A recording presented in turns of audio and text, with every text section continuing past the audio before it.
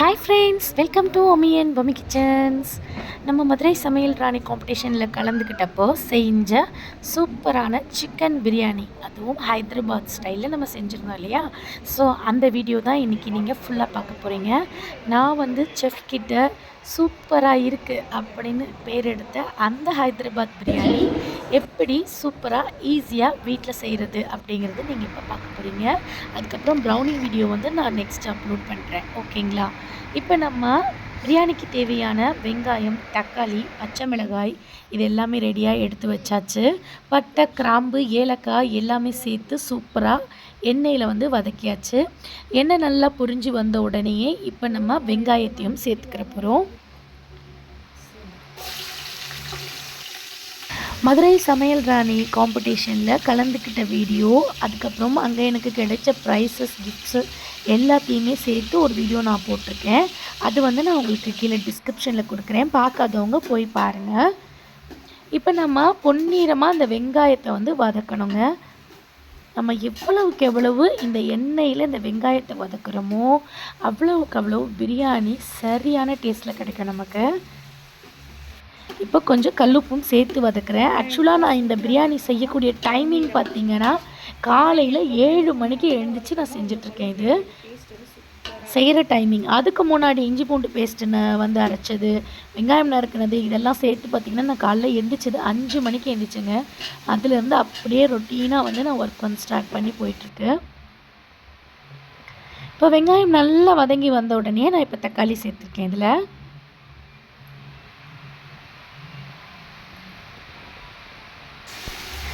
தக்காளி, வெங்காயம் எல்லாமே நல்லா வதங்கிருச்சு. இப்போ இது கூட லைட்டாக கொஞ்சம் எண்ணெயுமே ஆட் பண்ணிவிட்டு இன்னும் நல்லா கொஞ்சம் வதங்க விட்டுட்டு இப்போ நம்ம இஞ்சி பூண்டு பேஸ்ட்டை சேர்த்துட்ருக்கோம். இஞ்சி பூண்டு பேஸ்ட்டு பார்த்திங்கன்னா ஸ்டோர் பண்ணி வச்சது சேர்க்கக்கூடாது. அப்பைக்கு உடனே அரைச்ச அந்த இஞ்சி பூண்டு தான் நீங்கள் சேர்க்கணும். நான் பிரியாணி செய்கிறதுக்கு முன்னாடி அரைச்சது தான் இது. 5 மணிக்கு நான் எழுந்திரிச்சேன் இல்லைங்களா, அப்போவே அரைச்சி வச்சுட்டேன். அதுதான் நான் அப்படியே இதில் சேர்த்துருக்கேன். ஒரு 2 ஹவர்ஸ் 3 ஹவர்ஸ் கேப் இருந்ததுன்னா பரவாயில்ல. ஒரு நாளைக்கு முன்னாடி அரைச்ச இஞ்சி பூண்டு பேஸ்ட்லாம் சேர்க்காதீங்க. அப்போ தான் டேஸ்ட் சூப்பராக இருக்கும் நமக்கு.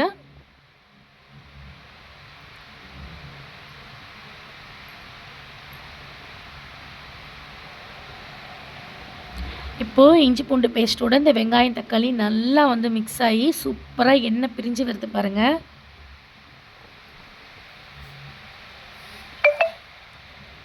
இது கூட நம்ம இப்போது மிளகாய்த்தூள் சேர்க்குறோம், தனி மிளகாய்த்தூள்.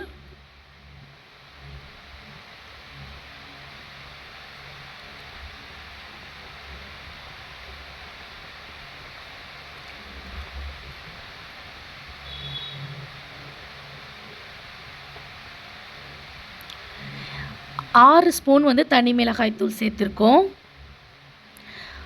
அதுக்கு ஈக்குவலாக ஒரு 7 ஸ்பூன் அளவுக்கு நீங்கள் மல்லித்தூள் சேர்த்துக்கலாம்.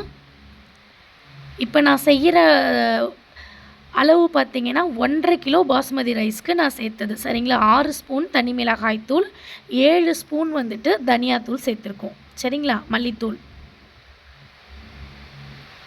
இது கரெக்டான காரத்துக்கு சூப்பராக இருக்கும். இன்னும் கொஞ்சம் காரம் தேவைப்படுது அப்படின்னா 1 ஸ்பூன் எக்ஸ்ட்ரா சேர்த்துக்கலாம். இப்போ இது கூட லைட்டாக தண்ணி விட்டு நல்லா அந்த கிரேவி பதத்துக்கு வர்ற அளவுக்கு நம்ம அப்படியே கொஞ்சம் நேரம் குக் பண்ண விட்டுடலாம். பாருங்கள், நல்லா எண்ணெய் பிரிஞ்சு வந்துருச்சு. இப்போ இது கூட நம்ம மல்லி, புதினா இது எல்லாமே உரித்து அழகாக எடுத்து வச்சுருக்கோம். அதையுமே சேர்த்தாச்சு. மல்லியும் புதினாவையும் சேர்த்து நல்லா ஒரு கிண்டி விட்டுக்கலாம்.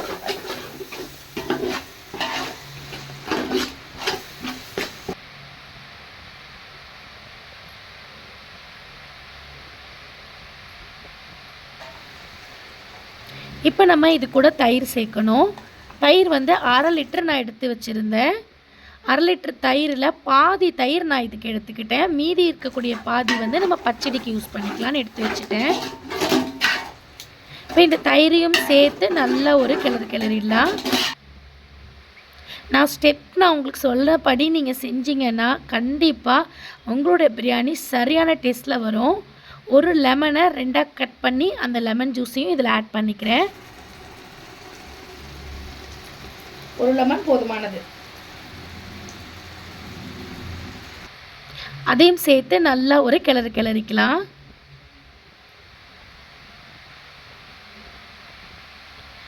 சிக்கன் வந்து 1 கிலோ எடுத்திருக்கேன் நான். இந்த சிக்கனை இப்போ நல்லா கழுவி எடுத்து வச்சுக்கிற வேண்டியதுதான். மஞ்சத்தூள் ஆட் பண்ணி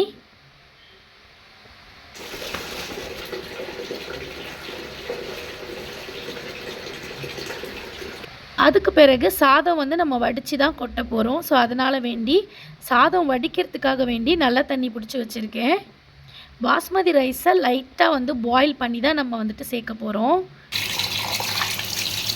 மஞ்சத்தூளும் போட்டு இப்போ நல்லா வந்து கறி அலசி எடுத்துக்கிறேன். இப்போ கிரேவி வந்து எந்த அளவுக்கு இருக்குது அப்படின்னு பார்க்கலாம் வாங்க. பாருங்கள், சூப்பராக வந்திருக்கு கிரேவி. வெங்காயம் தக்காளி எதுவுமே தெரியாத அளவுக்கு இந்த அளவுக்கு நல்லா வந்துட்டு வதங்கி வரணும், எண்ணெய் பிரிஞ்சு. இப்போ இந்த ஸ்டேஜில் நம்ம கறியை சேர்த்துக்கலாம்.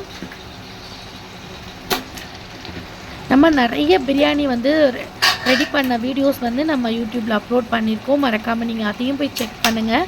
இது சமையல் ராணி காம்படிஷனுக்கு நம்ம கொண்டு போன பிரியாணி நிறையா பேர் கேட்டுகிட்டே இருந்தீங்க. நான் யூஸ் பண்ணுறது ரொம்ப டிலே ஆகிடுச்சு, அதுக்கு நான் ரொம்ப சாரி கேட்டுக்கிறேன்.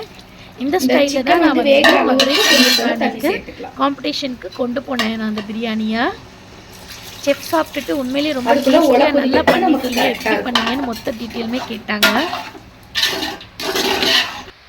இப்போ சிக்கனை சேர்த்துட்டு நம்ம கொஞ்சம் நேரத்துக்கு மூடி வச்சாச்சு. அது நல்லா வந்துட்டு குக் ஆகிட்டே இருக்கட்டும். அதுக்குள்ளே நம்ம பாஸ்மதி ரைஸை கழுவி எடுத்து வச்சுக்கலாம். கொஞ்சம் போல் தண்ணி சேர்த்து கொஞ்சம் நேரம் அது ஊறட்டும். அதாவது சிக்கன் வேகிற அளவுக்கு. சிக்கன் வந்து முழுசாக வேக வச்சிடக்கூடாது, ஆஃப் குக் தான் பண்ணணும். கரெக்டாக இருக்கும், அந்த டைமிங்கும் கரெக்டாக இந்த அரிசி ஊறி வர்றதுக்கும் கரெக்டாக இருக்கும்.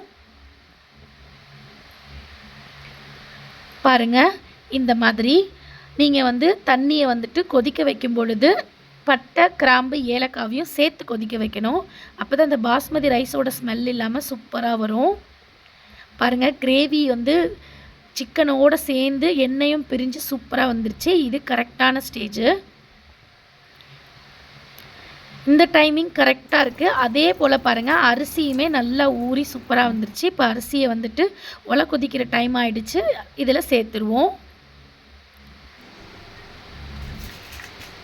ஒலை நல்லா கொதித்து வரும்போது இந்த அரிசியை நீங்கள் சேர்த்துருங்க. நான் இண்டியா கேட் பாஸ்மதி ரைஸ் தான் எடுத்திருக்கேன். அரிசியுமே வேக வைக்கிற பக்குவம் இருக்குங்க. நிறைய பேர் வந்து சொல்கிறீங்க பிரியாணி வந்து செய்யும்போது குழஞ்சி போயிடுது, உதிரி உதிரியாக பூவாக வரமாட்டேங்குது எப்படி அப்படின்னு. ஏன் அப்படின்னா, நீங்கள் அரிசியை ரொம்ப நேரம் வேக விட்டுட்டிங்கன்னா அந்த மாதிரி தான் ஆகிடும். ஆஃப் பாயிலில் நீங்கள் எடுத்துடணும். நான் உங்களுக்கு அந்த ஸ்டேஜை இதில் காட்டுறேன் பாருங்கள். நீங்கள் அதே போலவே எடுங்க. சமையல் எண்ணெய் 1 ஸ்பூன் சேர்த்துக்கோங்க. உங்களுக்குமே கரெக்டாக பிரியாணி உதிரி உதிரியாக வரும். இது கூட லைட்டாக நான் கல்லுப்புமே சேர்த்து அப்படியே வந்து குக் பண்ணிக்கிறேன். இப்போ தால்சாக்கு கீழே வந்துட்டு நம்ம ஒரு தவா வச்சு அழகாக வந்து தம் போட போகிறோம். இப்போ சிக்கன் கிரேவி வந்து ரெடியாக இருக்குது. நம்ம தம்மும் போட்டாச்சு. இப்போ பாருங்கள், ஆஃப் பாயிலில் நம்ம ரைஸை எடுத்தாச்சு. நான் வெளியே எடுத்து காட்டுறேன் பாருங்கள். ஒரு ரைஸை நம்ம எடுத்து அப்படியே ஒரு அமுக்கணும்னா 2ஆக பிரிஞ்சு வரணும், அவ்வளோதான். இந்த ஸ்டேஜ் இருந்தால் போதும். மொத்தமாக புசுன்னு ஆகிடக்கூடாது. இந்த ஸ்டேஜில் கரெக்டாக நம்ம எடுத்து அந்த கிரேவிக்கு உள்ளே நம்ம போட்டுற வேண்டிதான். இதுக்கு கீழே வந்து நான் தவா கொடுத்துருக்கேன் தம்முக்காக வேண்டி. அந்த தவாக்கு மேலே தான் இந்த கிரேவியோட அந்த டபரா இருக்குது. இப்போ இதில் அப்படியே நம்ம வடித்த அந்த சாப்பாட்டை வந்து அப்படியே நான் வடிகட்டி எடுத்து இதில் போட்டுக்கிறேன், தண்ணி இல்லாமல். இப்படி நம்ம போட்டோம் அப்படின்னா ரொம்ப நர வருமா அப்படின்னு கேட்டிங்கன்னா கிடையாது. ஏன்னா நம்ம தம் போடுறோம் இல்லையா, அதுலேயே வந்து இந்த ரைஸ் பார்த்திங்கன்னா நல்லா குக் ஆகிடும். ஆஃப் பாயிலில் நீங்கள் போட்டிங்கன்னா அது ஃபுல் குக் ஆகி உங்களுக்கு சூப்பராக கிடச்சிரும். ஒரு 10 நிமிஷம் அப்படியே நீங்கள் ஸ்டீம் பண்ணிட்டால் போதுமானது. நான் எல்லா ரைஸையுமே உள்ளே போட்டுட்டேன். அதுக்கப்புறம் வடித்த அந்த தண்ணி இருக்குல்ல, சுட சுட அந்த தண்ணியை ஒரு பவுலில் அப்படியே எடுத்து வச்சுக்கிட்டேன், பெரிய பவுலில். அதை தூக்கி அப்படியே மேலே தம்முக்கு வச்சாச்சு. பாருங்கள், இது ஒரு 10 நிமிஷம் அப்படியே இருக்கட்டும். 10 நிமிஷத்துக்கு அப்புறமா நம்ம பிரியாணி பாருங்கள் வேறு லெவலில் வந்திருக்கு. உங்களுக்கு நல்லா தெரியும்னு நினைக்கிறேன். அவசரமாக எடுத்து மிக்ஸ் பண்ணி நான் வந்துட்டு ஹாட் பாக்ஸில் போட்டு எடுத்துக்கிட்டு ஓடுனேன் அப்படின்னு தான் சொல்லணும். அவ்வளோ பதட்டத்தோட. ஏன்னா 9 மணிக்குள்ளே காம்படிஷன் ஹால்குள்ளே இருக்கணும் அப்படின்னு அனௌன்ஸ் பண்ணிட்டாங்க.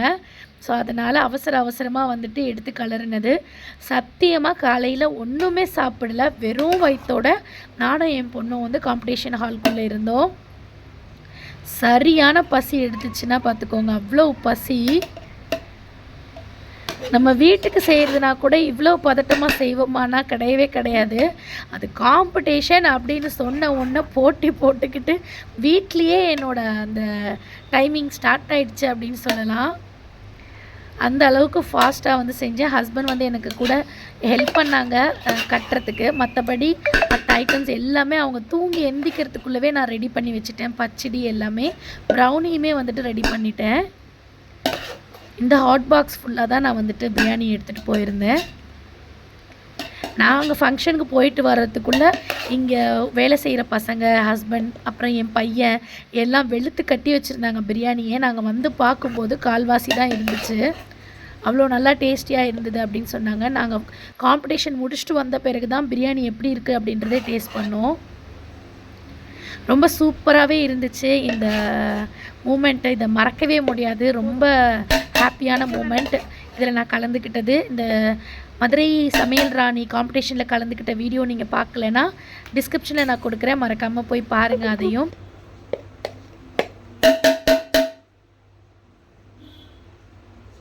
இந்த வீடியோ இதோட முடியுது.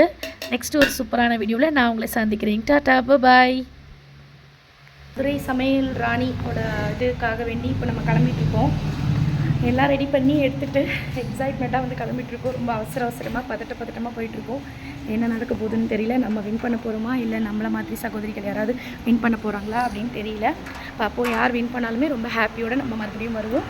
இதனுடைய கண்டினியூ வீடியோ வந்துட்டு நம்ம போட்டி முடிஞ்சதுக்கப்புறமா நான் உங்களுக்கு காட்டுறேன். ஓகே, பாய். அதுக்கு பிறகு ப்ரௌனியுமே நம்ம சூப்பராக சாக்லேட் ப்ரௌனி அருமையாக ரெடி பண்ணியிருக்கோம். இது 2 டிஷ் தான் நம்ம வந்துட்டு ஜட்ஜஸ் முன்னாடி வைக்க போகிறோம். இதில் யார் வின் பண்ண போகிறான்னு தெரியல. கிட்டத்தட்ட 150 மெம்பர்ஸ் வந்துட்டு இதில் கலந்துக்கிறாங்க. அதில் ஒட்டி நான் அனிஷாவும் கலந்துக்க போகிறேன். யார் வின் பண்ணாலும் ரொம்ப ஹாப்பி தான். பார்ப்போம் நம்ம போயிட்டு.